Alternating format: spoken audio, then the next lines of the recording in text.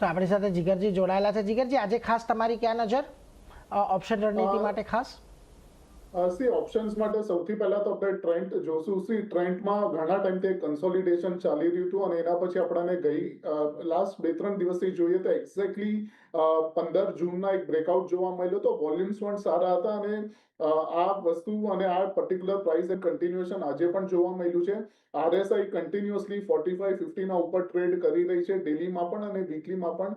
અને ઓવરઓલ જે રીતે સ્ટ્રક્ચર બન્યું છે એ રીતે લાગે છે કે કરંટ માર્કેટ પ્રાઇસ 3000 છે અને 3200 સુધી પણ આપણને એક્સટેન્ડ થતું જોવા મળી શકે છે ટ્રેન્ડમાં. એટલે 3000 નું જે સ્ટ્રાઇક છે બાય કરવાની સલાહ રહેશે. આની અંદર આપણે 65 થી 55 ના ઝોનમાં બાય કરવાની સલાહ રહેશે. 20 નો સ્ટોપ લોસ રહેશે અને 125 ને ટાર્ગેટ રહેશે ટ્રેન્ડમાં.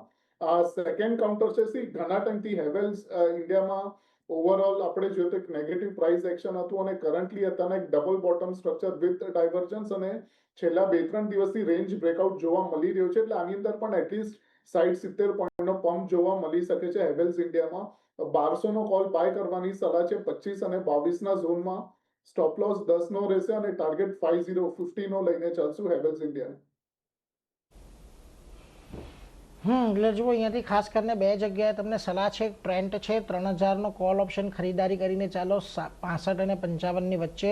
20નો સ્ટોપ લોસ, 120નો લક્ષ્યાંક અહીંયાથી આવી શકે છે. એટલે ટ્રેન્ડમાં એક તેજીની અપેક્ષા. બીજી હેવેલ્સમાં 1200ના કોલ ઓપ્શન સાથે તેજી કરવાની સલાહ છે. 10 રૂપિયાનો સ્ટોપ લોસ રાખો, 50ના ટાર્ગેટ આવી શકે છે. એટલે હેવેલ્સનો 1200 અને ટ્રેન્ડનો 3000નો કોલ ઓપ્શન તમારે આજે ફોકસમાં રાખવાનો છે.